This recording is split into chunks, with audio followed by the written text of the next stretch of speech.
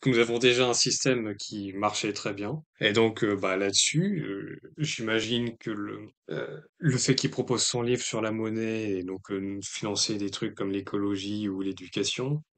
je pense que c'est parce qu'il part d'un constat que beaucoup partagent, qui est que l'éducation en France maintenant c'est pourri, que tout ce qui a de matière écologique, bah, ça pue des fesses, quoi. Et qu'en plus, l'État est endetté à hauteur de plus de 3 000 milliards d'euros, qui paye plus de 20% d'intérêt annuel, enfin oui c'est ça, qui paye plus de 20% d'intérêt annuel dans son budget pour rembourser les intérêts de la dette, enfin les hôpitaux privés, enfin les services publics sont à l'agonie. On voit bien qu'il y a un truc qui marche pas. Donc lorsqu'on voit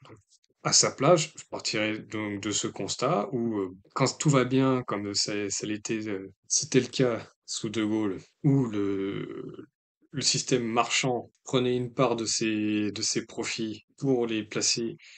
déléguer à l'État qui va s'en servir pour financer des projets non marchands, bah, ça marche très bon. Voilà, on part du postulat que c'est donc le système qui marche très bien, idéalement, enfin le système idéal, on va dire, et que l'on compare au système actuel avec le système marchand qui se saigne de plus en plus pour déléguer à l'État qui va financer de plus en plus de projets non marchands, et non seulement en financer de plus en plus, mais aussi s'endetter pour des résultats dans le système non marchand qui sont très décevants, on va dire, hein, pour rester poli. Donc partant sur la base de ces deux situations-là, la situation actuelle où il n'y a rien qui marche, avec le système marchand qui